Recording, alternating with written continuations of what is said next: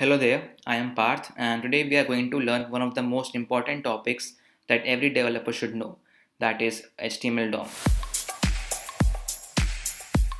So in this video, we are going to learn what is HTML DOM and how to use it. So now the question arises, why should you learn HTML DOM? So when you visit different websites, you see those cool animations, effects, and some interactive elements which modify the contents of a web page. At that time, you might be wondering how are these interactiveness and animations added. So this all this stuff is possible because of the manipulation of HTML DOM. HTML DOM gives JavaScript the power to manipulate HTML and CSS so that we can make awesome things happen. So how are we going to learn HTML DOM in this video? So the best way to learn the concepts of HTML DOM is to see it in action. So we'll be creating a small and simple web application. This is a keyboard typer. So in here we have a virtual keyboard in which a random key is being highlighted. So what we have to do here is, without seeing our desktop's keyboard, we have to select that key, select that key which is being displayed on our virtual keyboard. So if I press the correct key, our score is going to be incremented by 1. So all this thing is happening because of the manipulation of HTML DOM. So now let's take a look on the prerequisites for this video. So the tools that we require is code editor. Code editor, you can use any code editor like VS Code, Atom, Sublime Text, any code editor you are comfortable with, and a GitHub account or GitHub repository. So we'll be providing the boilerplate for HTML, CSS in the description below. So you can fork it and code along with me.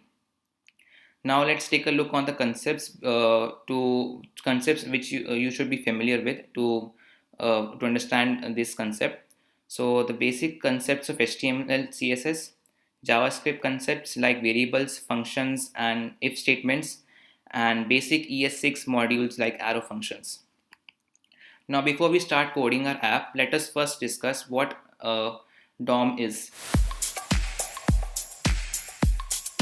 So DOM stands for Document Object Model. So in context of DOM, document is basically the HTML document that we type in our code editor. Object is anything that we put inside our HTML document. So it can be any tag name or it can be any content between these tags. Model is basically the layout that we create with these objects.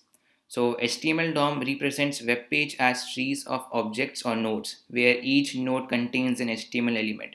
This can be any HTML element like a button, a link, a form, a checkbox, any HTML element. So to understand this much better, let us take a look at this small HTML code.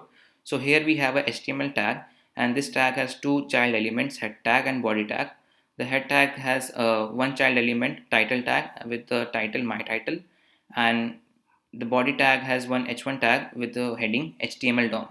So when we load this HTML code in a browser, it looks something like this. But in the background, something else is happening. When we load our HTML code in our browser, the browser automatically creates a document object model which looks something like this. So here the first node is window.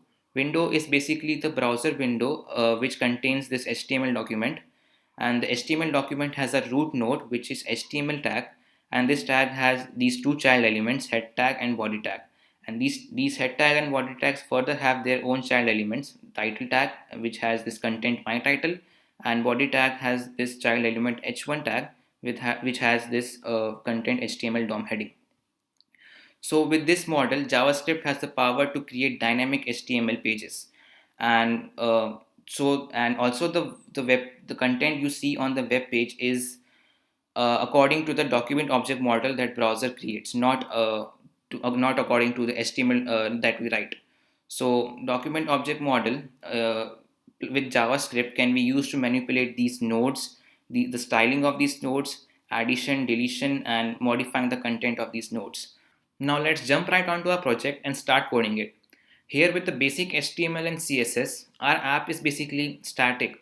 There is no functionality or interactivity here. But with the power of JavaScript and DOM, we'll be able to convert this into an awesome app. So we are going to divide this app into small parts so that we can understand it much easily, and we'll be coding these parts step by step. So the first part is to generate a random key and displaying it on a virtual keyboard. The second part is to wait for the user to respond. If the user responds with the correct key, something is going to happen, and if the user responds with an incorrect key, something else is going to happen. So let us first concentrate on the generation of random key and displaying it on our virtual keyboard. So for this, we'll be using key codes. Key codes are basically unique values for each character on our keyboard. So for this, we have this tool which basically returns the key code of the character which we are typing here. So if I press A, it's going to return 65, which is the key code of A. If I press B, it is 66. If I press C, 67, and it goes up to 90, which is Z. So we'll be generating random numbers between 65 and 90 for this app. I've also assigned these key codes to their respective characters here through data attributes. Data attributes are basically customizable attributes which can be used to give a piece of information to each element. So now let's create our first function, which is going to generate a random number, a random key code, and it's going to select that key according to that key code, and we are going to highlight that key on our virtual keyboard. So let's create a function with the name generate random key, and let's create a variable key code. And here we are going to generate a random numbers between 65 and 90. So math.floor math.random. Now math.random generates numbers between 0 and 1, and math.floor rounds the generated number into the nearest integer. So but we want to generate numbers between 65 and 90, so we have to give it some range. So it's going to generate between 65 and 90. So now I'll display it on my console, and let's call this function.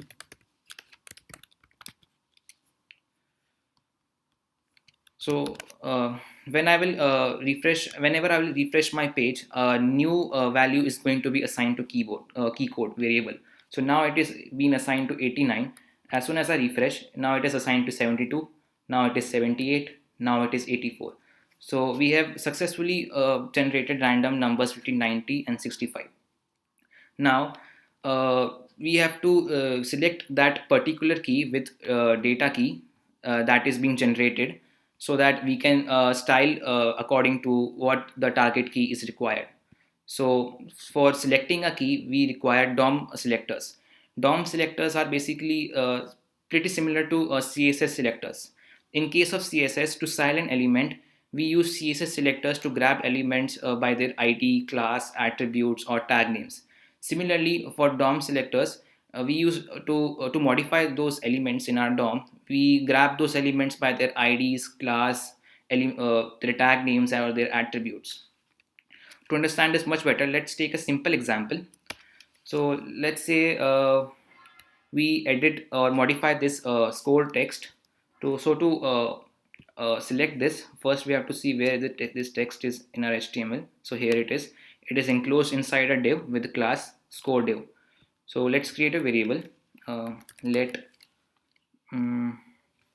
my score equals document.query selector. So what document.query selector does is basically select the first element from the HTML document which matches the parameters which are right inside this bracket. So the div was having a class of score div. So I'm going to write here score div, and I'm going to display on my console my score. So now we can see in the console we have successfully grabbed that score element from our HTML DOM.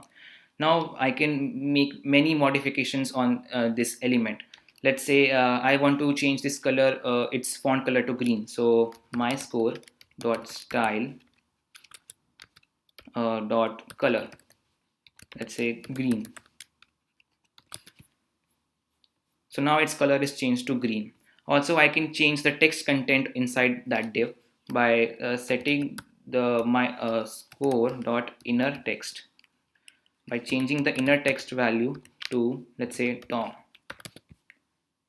Now the content of that division is changed.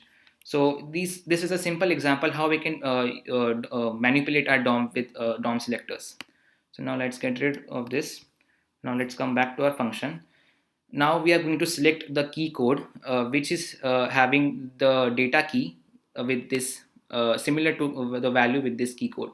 So let's create a variable let key is equals document dot query selector, and we are going to select an element with class key and attribute data key attribute uh, whose value is equal to key code. So if the key code here is set to 65, then the JavaScript is going to select the element with the data key set to 65, so which is A here. It is going to select this. So to check this, I'll display it in my console. So the random number that is generated is 87, and the element which is selected has also the data key set to 87. If I refresh, now the key code generated is 80, and the element which is selected also has the data key set to 80. Now that we have successfully selected our element from our virtual keyboard, now we have to highlight it so that we can differentiate between the normal keyboards and the target keyboard. Here I've already created a target class which basically creates a dark background on the key and a small shaking animation. So to add this class dynamically on our element, we'll be using class list property. So for that, we'll add key dot class list dot add, and what class I'm going to add to this element dynamically is target. So now when we see now I refresh this page, the key code generated is 75. The element that is selected is K with the data key 75, and also you can see here the K is highlighted. Similarly, let's take another example. 74 is generated. The J is selected from our HTML DOM with data key 74, and in our keyboard, the J is being highlighted from our keyboard. Now let's make it return, like let's make this function return the key code. We'll be requiring this, we'll be using this key code further in this code because we need to compare the key code which the user has entered and the key code of the target key, so that we can manipulate the scoreboard in our game. Now let's proceed with the second part. So in the second part, the user is going to press a key, and to listen to the user's response, we are going to use add event listener method. So this event listener method is attached to a particular element in our DOM, and what this method does is that it creates a new function, and this function is called when a particular event is triggered. So to understand this, we'll take an example here. But before that, in the function generate random key, it is returning the key code of the key of which is being highlighted in our virtual keyboard. So we need to store this key code in some variable. So we'll create a variable here, random key code. So I can use this key code in any functions I create in my program, and this is a global variable, so we can access it anywhere in our program. So let's add an event listener to our window. So window dot add event listener, and this add event listener method accepts two parameters: the type of event and the function which is going to be called. So the event that we are going to use here is key down, and the function which is going to be called. So when I press a key in a browser window, this function is going to be called, and the statements inside this function are going to be executed. So let's create a simple statement. Let's say an alert message. This alert message says a key is pressed. So if I press any key here, let's say Q, So a message is been displayed here saying that a key is pressed. If I press any other key, let's say T, again is going to give me a same message, a key is pressed. But for this app, we require what key is pressed so that we can compare the entered key by the user and the target key, and we can manipulate our scoreboard. So to access it, we use event in our function. So event is basically an object which gives every information about what is happening in the current event. So to understand this, I'll display this event in my console. So if I press a key here, so this tells us that a keyboard event has occurred, and when I expand it gives all the information about that event which has recently occurred here. So it tells us that we have pressed the key T, and it also gives us the key code of that particular key 84. We can also access this key code from this event by simply writing e dot key code. So now if I press any key on my window, it's going to return the key code of that particular key. So now we can use this key code to select the key entered by the user from our DOM. To select that key, let's create a variable. Let entered key equals document.querySelector, and let's copy this so that we'll make changes in this only. So here instead of key code, we are going to select the key based on the key code of our event which has occurred. So e dot key code, and let's display this on my console. So if I press key, let's say K, it's going to display that element in our console. So if I press any key in my window, that particular element is going to be displayed in my console here. So now we have successfully stored the entered key, which is entered key in our program. Now let us also store that the random key which we have generated in the first part, so that we can compare these two keys in this function. So let us first create a temporary variable which stores the key code of that random key. So target key code equals random key code, and with this target key code we are going to select the element from our DOM. So let target key equals, and let's copy this and we'll make changes inside this. So here instead of e dot key code, we are going to select it based on the value of target key code variable. So now we have both our entered key and target key, and now we can proceed with our first condition where the user enters a correct key. So for it, let's write an if statement. So if entered key is equals to target key. So if both the key matches, what is going to happen in our DOM?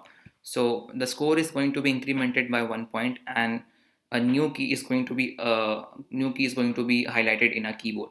So for that we have to first select these scores so that we can manipulate them as we type our keys.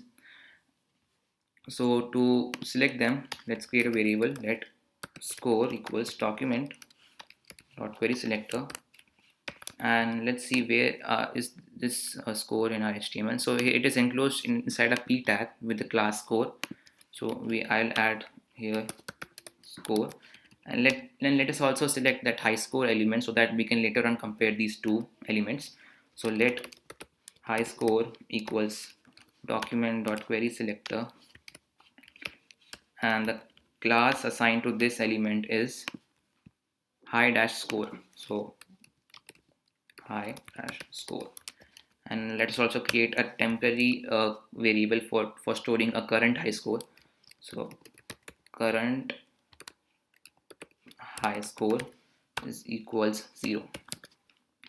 Now if both the key matches, so we have to increment a score by 1 point. So we'll do this by writing score dot inner text plus plus. So now our score is incremented by 1 point, and now we have to assign a new variable. Now we have to assign a new key in our keyboard. So for that we have to first remove the styling which we have added in our previous key. So to remove the styling, we'll just select the target key dot class list dot remove. We are going to remove that we are going to remove the class which we have appointed in the first part, which is this target. So target. Now we have to create a new key code for our virtual keyboard. So to create a new keyboard, we'll call this random function here. So let's create a variable new key code, and let's call the generate random function here. So the key code which is returned here is going to be stored in our new key code variable, and with this variable we are going to update our random key code with a new highlighted key. So random key code is now updated with the new key code. So now we see here, if I press W, our score is incremented by 1 point and a new key is appointed to our virtual keyboard. Now if I press F, our score is again incremented by 1 point and a new key is appointed. So now let's take a look on the condition where the user enters an incorrect key. So else.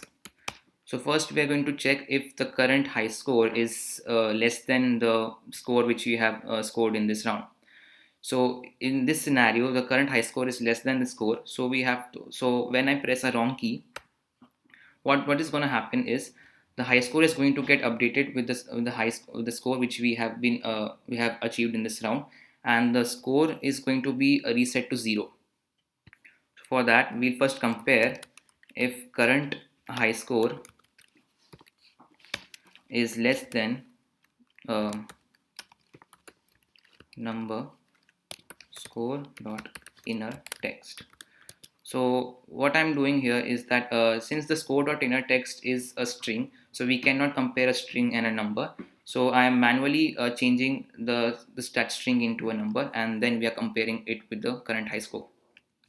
So if the current high score is less than the score which we have scored in this round, so we have to update this high score. So current high score is equals to score dot inner text, and since we have selected that high score element in our DOM, we have to update that element. So high score dot inner text equals current high score, and we also have to reset this score to 0 when we press a wrong key. So we'll say, so we'll do this outside the if statement. So score dot inner text equals 0, and let us also give an alert message which says that you have lost this particular round or game. So let's say alert. The message is going to be you lost the game. So lost the game, or you can also say they lost the round.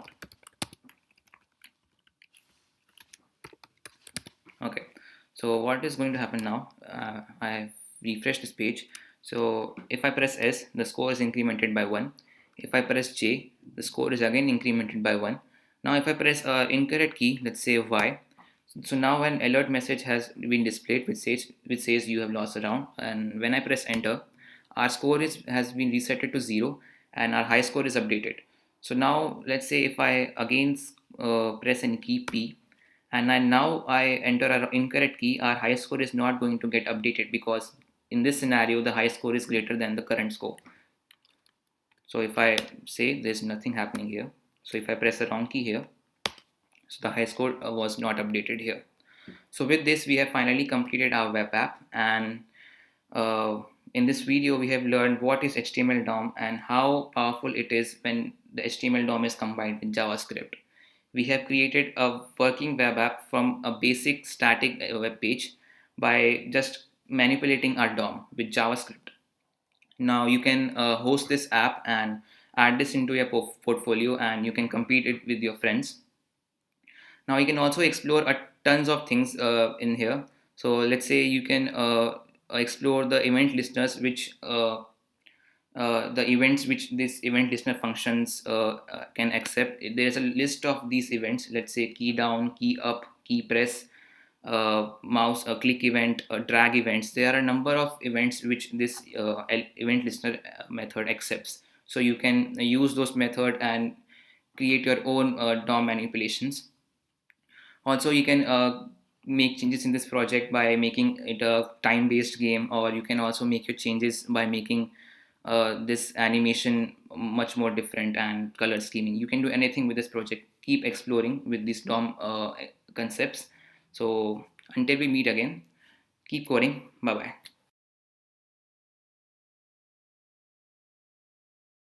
Your dream tech career at a top product company is just a step away. Visit prograd.org, check out our latest tech programs, and kickstart your dream career in tech.